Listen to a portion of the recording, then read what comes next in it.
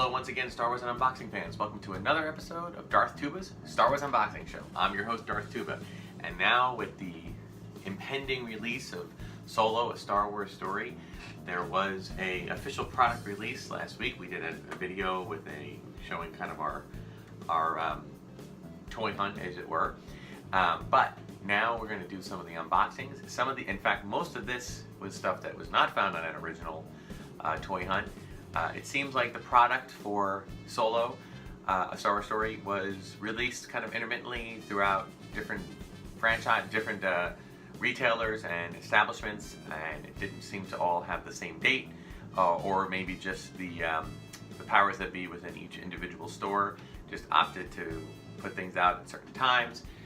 So I'm not quite sure what the deal was with that. There certainly wasn't a big, huge event like there was for a Force Friday or Rogue Friday, which, you know, I don't read anything into that. I just feel like, you know, they already had one in the, you know, within the last 365 days, so they just didn't want to do another one.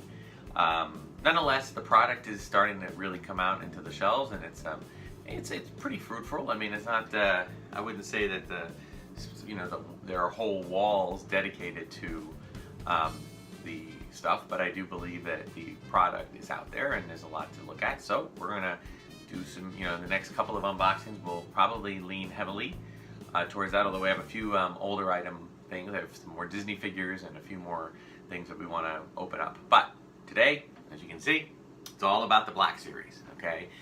There is a huge amount of Black Series figures that have come out, particularly the 6-inch. I don't believe the 3 3/4 inch is doing a Black Series anymore. I think it's been replaced by the Vintage Collection. I could be wrong about that, but I believe that's what's going on.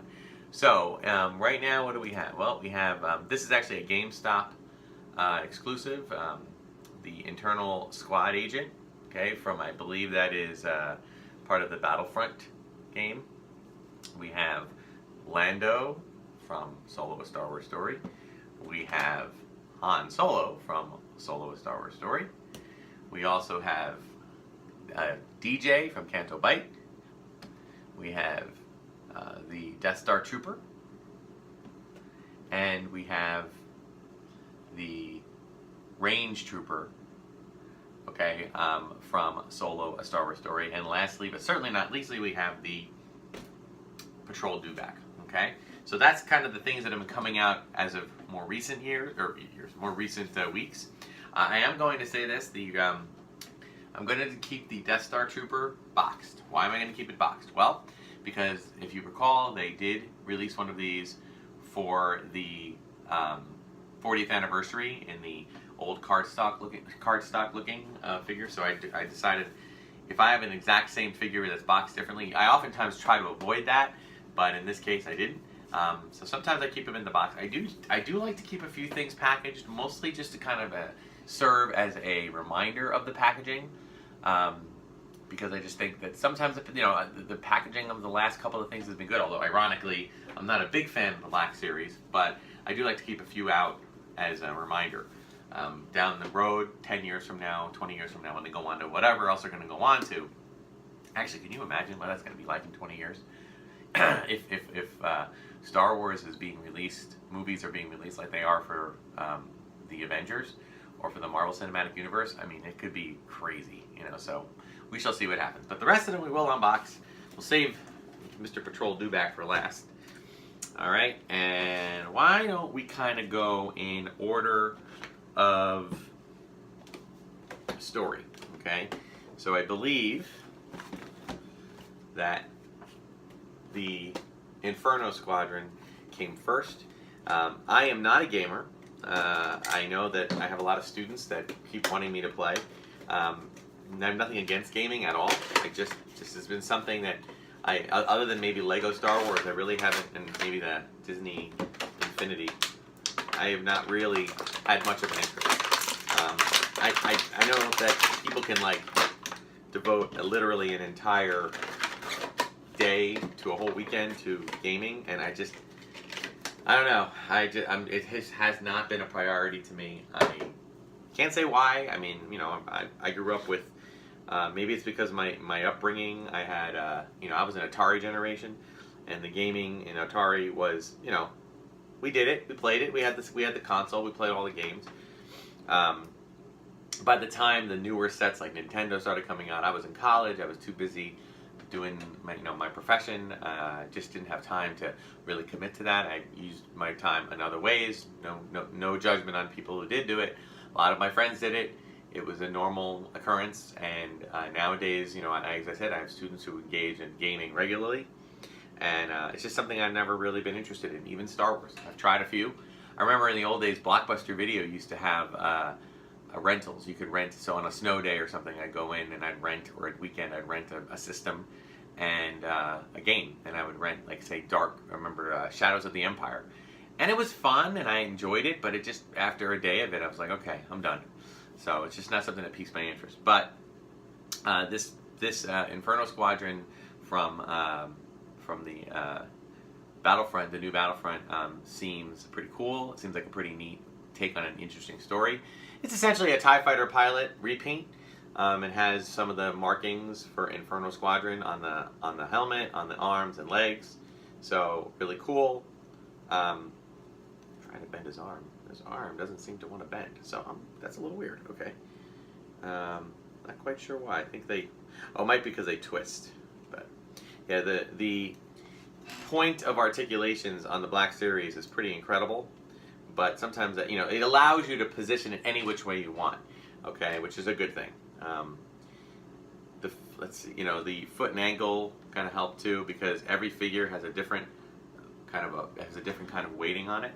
All right, so the ankle pivots allow you to position it the way you need to, so it'll stand up. So good on that. A unique variation on the already cool figure. All right, moving on. Number 57, DJ from Canto Bight. Now I'm going to say something about DJ. When I first watched the movie, okay, The Last Jedi, I didn't know what to make of DJ. I understood that Rian Johnson was trying to, keep you guessing the entire movie. And I understood that he wanted to tell stories that hadn't already been told. He didn't want to rehash things already. So DJ kind of had the appearance of someone that was going to end up being kind of like the Han Solo, the good-natured, the rogue with a good heart, right? But at the end of the day, spoiler alert, at the end of the day, he sells out the rebels. And he is inadvertently responsible for the almost a complete annihilation of the resistance. There's only a handful of people left, and they all fit on the Falcon, and half of them are droids. So, he's partially responsible for that. So, but it is a unique character, and he makes good points in the story. So, you can't fault him entirely, nor can you, nor can you just like paint him black and white. Now he's a villain. He's not a good guy. He's not a villain. He's in the middle. He's a DJ. Don't join. So, the second time I watched the movie, I began to appreciate that character better. And by the third and fourth time, I really love the character. Now, every time I watch it, I can't wait to get him, on, because I just absolutely enjoy Benicio del Toro's performance of him. I really like what he did with the character. I like that he's kind of, that little stutter he has. I don't know, it's a question. Is the stutter because of drugs? Is the stutter because he's constantly getting his hands shocked, doing slicing? But the one thing I'm really happy about is that I finally get to see a good, that gets to see what he was wearing on Canto Bight. It was, so dark there. And, by the time, we don't really see him in his full regalia, until he's pretty much, they're ready to infiltrate the First Order, and by then he's putting on a uniform. But it's a pretty cool outfit. I like the jacket. I loved how he had the boots kind of hanging around his neck. Imagine that would be the kind of thing that you would want to have. You would want to do with the boots if you were trying to sleep, but you didn't have sleeping attire. All right, he has a little gun, a small blaster. It's got a little holster. I love Hasbro holsters. What a great way, particularly for someone like me who's not necessarily playing with the figures as much as displaying them. It's nice to have that option. Then he has a second one. Looks like almost like a sawed-off shotgun style. I like the the ability to move the index fingers, although this one looks like it's a little bit more of a full grip, but he has the ability to wrap the trigger finger around the trigger, which makes it work. I like his little "don't join" hat. They even put the Arabesh in there. All right. He didn't really have a lot to do in the Last Jedi in terms of blaster fights or anything like that, but it's good to have the option. You know, you want to give people who do purchase these figures options in how to be imaginative with their play. So, pretty cool. I'm enjoying DJ.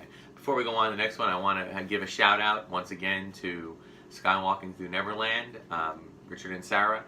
They do an amazing job with their podcast week after week, and they have a YouTube channel now, and they've started doing unboxings. I can't help but think that maybe I and other unboxing channels might have been kind of a positive influence on them, because we've always had great communication. We've always tried to plug each other's podcasts and whatnot, and each other's channels. So it's really cool, and I'm happy that they're doing it.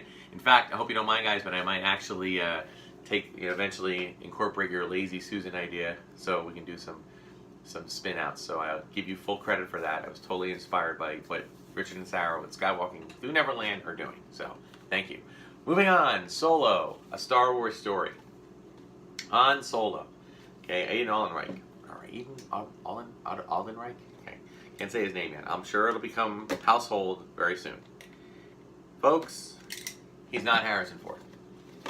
Okay, he's not Harrison Ford. But I went through an epiphany.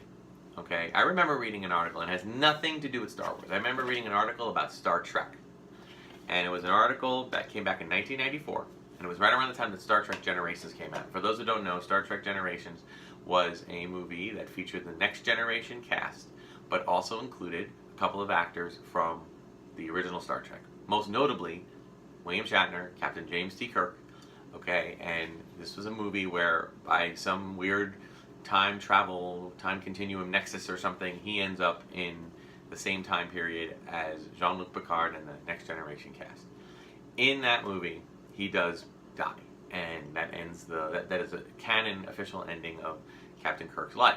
Now, there have been books that have been written that he gets resurrected, but in terms of movie universe, TV universe, that was when Captain Kirk died. But it was also, and in the article I remember reading, there was the way the writer started the article was to say that, there have been many that have played Superman. There have been many actors that have played James Bond, but there's only been one actor to play James Kirk. And that was a very fitting and monumental thing to say at that moment in time. And that was how we began the interview with William Shatner. But what has happened since then? It has been 25 years, okay, almost, since that article, since the Star Trek Generations came out. And what have we seen? Well, we have not one, not two, but 3 Star Trek reboot films, which feature Chris Pine playing Captain Kirk. What it has established in my mind as an aging fan is that the characters are different than the actors. The actors are custodians to those characters for a time, and then they give it up, and new people come in. Okay, that is the way of it. That is the way things work. And the thing is that we shouldn't really be surprised, because, let's face it, Walt Disney was the original voice of Mickey Mouse, and then he turned it over to someone else, who eventually turned it over to someone else, and now we have a new actor playing. Actually, we have 2 actors voicing Mickey Mouse. We have the actor that is voicing Mickey in the parks and in Mickey's Clubhouse or whatever, and a lot of the product, and then we have the other actor who's voicing it in the new Mickey shorts, Mickey cartoon shorts. So it is what it is. They recognize that they are custodians of the character. Well, the same thing is true now for Star Wars. Okay, and that happened back when we did the prequels. Ewan McGregor took over the role of Obi-Wan Kenobi. Okay, that's it. Hayden Christensen and Jake Lloyd took over the role of Anakin Skywalker. That was David Prowse in the costume, James Earl Jones out of it, and even Matt Lanner, who was the voice of Anakin in the Clone Wars and Rebels. So this has been precedent. It's there. Past precedent is there. We gotta let it go. Okay. Yes, Harrison Ford is closely associated, totally associated with that character. But even he would be the first one to tell you that, it's time. He's not going to be around forever. And if we want to have more stories with the character, we need to be okay with that. Now, some people don't want more stories. Some people want to say, well, that's it. No, just let it go. Let it go. It'll always be there, and that's it. I understand that, but the reality of it is, $4 billion was paid for the Star Wars franchise by Disney. They are not going to just let old movies sit. Okay, they're going to do new stories, and we either if you don't want to see it, don't go see it. All right, me, the more Star Wars, the better. Okay, so I have been pretty excited to see what Aiden's take has been on the Han Solo character. Actually, I'm not going to put his this one. I love his blaster. All right, but I think that the design of the Han Solo character as a slightly younger persona is excellent. I think it's exactly what Han Solo would have worn. Okay, I think the jacket pays homage to not only his Empire Strikes Back fatigues, but what he wore in The Force Awakens. Okay, he's got his belt, he's got the same pants essentially, he's got the boots, he's got the sidearm, very cowboy-esque, and he's got his DL-44, I believe, blaster, which is awesome. All right, I love it. You gotta love his blaster. Okay, I like the black shirt. I think that's good too. I think that there is something to be said about that. The black shirt, like when we meet him for the first time in A New Hope, he's got the white shirt on. You know, maybe there's something to that color scheme, and this one's a little more darker. But it seems to be more of an opposite. He seems to be more positive. I have a good feeling about this. What we're seeing in the commercials and the tie-ins, the promotion, the marketing. And yet, when we see him in A New Hope, he's older, he's wiser, he's more cynical, he's more like human beings are when they get older. So, but in contrast, he has more of a white look to him. That's just my own theory. I don't know. Take it or leave it. So there we go. Han Solo. Really nice. I think the character's good. I like the thing they did with the hair. But let's talk about the next one, whom I think is going to be the breakout, and that is Lando Calrissian. Okay, Donald Glover. I gotta say, I know that he comes with baggage, meaning, what is he? I forget he has a stage name for his rapper persona, the actor, and it's Childish Gambino. Childish Gambino, and I gotta say that he's gonna have his own fan base come in, so there's gonna be kind of a, I always feel like Lando, Billy D. Williams kind of started this, or Lando is always like life imitating art, or art imitating life, or a little bit of both. And I think that this actor is going to come in and kind of do the same thing. So he comes in, he's got his cape, he's got his scarf, he's got his yellow shirt. He's definitely been more about style, and I definitely see that. I am going to, I think his blaster comes apart, right? But to me, that's more of just a way to lose something. I'm going to put, it looks like, but he has a really cool holster that kind of catches everything. I'm going to take his cape off for a minute there. It catches the gun. His scarf is it's removable, but it's kind of weird. So I'm going to just let that one go, and I'm going to keep the cape on. I mentioned, again, Sarah and Richard pointed to Saskia walking through Neverland, that the inside of it is blue, kind of hinting to his blue scarf, or blue cape that he wears in Empire Strikes Back. The technology, the scanning technology of the faces is absolutely incredible. Okay, both Aiden and Donald are just amazing. Okay, I'm not going to put the gun in his hand. I'm just going to let him I feel like he'd only take out a gun if it was absolutely necessary. So I'm just going to position him again. It's got those ankle. I'll put him back here a little bit. There we go. All right. Penultimate, we have the Range Trooper. And, people sometimes give opinions that, they always have to have a new trooper. Every Star Wars movie that has come out has had a different trooper from the original trilogy. We had Stormtroopers, we had Snowtroopers, we had Scout Troopers. So I don't know why people are so shocked at this. I mean, if you look at our own military, there are different versions of uniforms. Some people don't like the way this one looks. I think it looks absolutely epic. I think it's very, very fun, and it's just the kind of thing, and I said I can't wait to see cosplayers dress up like this. Although it's going to be really, really, really, really hot, but it's going to be neat. They have these really cool boots. They don't seem to come off. Maybe they do if I worked at it enough. But I don't want to break it, so it just looks like they have kind of like a mechanism to help them move. He's got his little faux fur collar. That's really cool. And then the chest piece is very similar to any like snowtrooper, TIE fighter pilot kind of chest piece. So that's neat. Okay, let's give him his gun. Really cool. My only concern about this is he's very bottom heavy. Not really that big of a concern, but it's just those boots really take up a lot. I'm gonna put him on this side. He's the bad guy. So I'll put both of my bad guys over here. Oh, traitor! Knocked him over. Yeah, there we go. That's some of our issue with this. Yeah, that's better. Okay, so there is your Black Series normal figures, and now we have, of course, our figure and creature, the Sand Trooper. Okay, catching my mic. Sorry if there was a sound issue there. My mic's been kicking in and out on episodes, and I apologize for that. If it continues, I will be looking for a new mic, so I apologize for that if I'm sounding very boomy. Wow. One complaint I was hearing, not a really huge complaint, but it is kind of a waste of box space. That's kind of weird. I keep taking out my troopers. Sorry there, buddies. Sorry. Oh. These poor guys. They're like, what are you doing to us? We're just standing here. All right. So we got our saddle. You know what? If I knock you over again, I'm just going to leave you down. Because press for time here.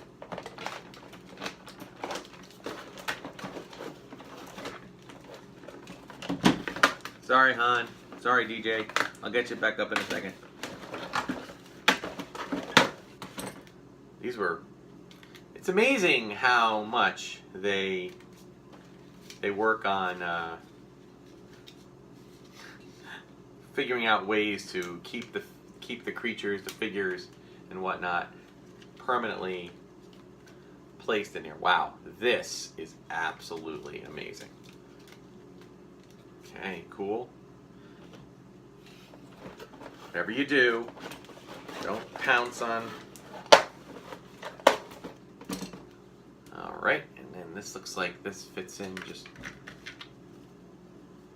Looks like it just snaps in. For a minute, I thought this was going to be, if you can look here, you see this little square here? I thought it was going to be a throwback to the original Kenner one where they just had a little trap door and you just, because the figures couldn't bend their legs, so the figure just stuck in the middle. Which I thought, well, that would have been an interesting, that would have been a definitively interesting throwback. Alright, unless oh, doing it backwards, that's why. Duh. Alright. Dewback is a fun throwback to A New Hope. But, let's see, am I missing something here? No, I guess I'm not. It should be this way. It has a certain way to go in, but it doesn't. And I'm going to have to come back to that during, put him down. Let's get our... I have some stand troopers already, but I do not have one that stands on the Dewback. So this guy... I think there's anything. Now, the funny thing is that in the original, this was supposed to be like an animatronic or a puppet of some sort, and it didn't work. It just didn't work. I mean, you know, people forget sometimes that how crazy low budget the Star Wars movie is. Remember, it's an independent film. It's literally an independent film. It's not. There was very, very, very poor budget. So, it's important to remember that because I think sometimes people think they kind of have this idea like, well, you know, they have all this money. Like, no, they didn't. So much of this was just makes it. That's why when you see the props, if you ever look at the props are really kind of old school. You know, they don't really make a lot of sense. I mean, they're other things. That's why, you know, lightsabers were camera flashes and whatnot. You know what I mean? So it's important to remind yourself that everything you see has just been it has just been a total kind of hodgepodge of stuff. There we go. It's been a hodgepodge of stuff that you get from flea markets and antique stores and anything you can find that looks otherworldly, you know? So that's kind of a cool thing to remember. And you also gotta just remember, guys, you know, it's like they did the best they could do with what they had, and these things have become so I guess you could say they've become so part of human pop culture that it's just weird. Now this guy, the only thing I'm going to say about him is that his legs seem a little flimsy. Like every time I put any kind of weight on it, they fall down. So we have that. All right, he has this. I'm just going to give him his stick. See what I mean? He kind of leans. He leans on that. So that's going to be a little bit challenging for display. But you know what? At the end of the day, we'll get it going the right way. And this video is running long. I apologize, but some cool stuff. All right, come on, Stormtrooper, grab your hat. Anyway, so there it is. And I think what I'm going to do is I'm just going to put the gun, kind of place it there.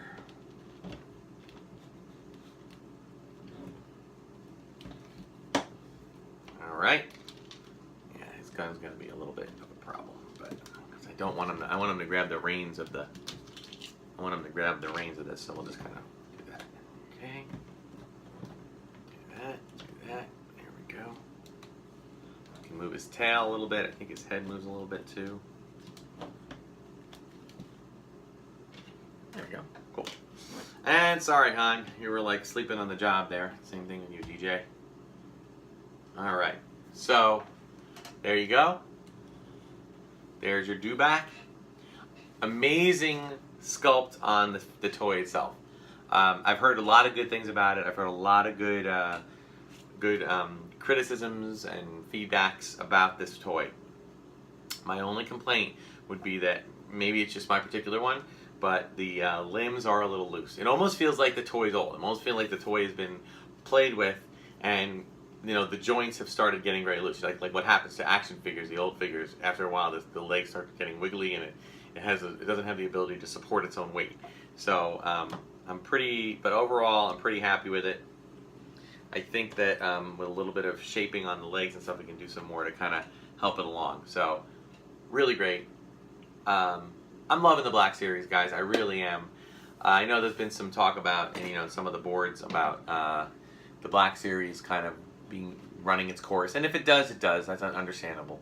It is a higher price point for figures, and again, this is not just limited to Star Wars. I mean, Avengers, DC. I mean, there are a lot of different brands that actually have the that have the 6-inch series in line, and you know, it's. Hey, G.I. Joe made it work for 12-inch for so many years, as did Barbie. I don't think it's out of the realm of possibility that we'll continue to see the 6-inch flourish.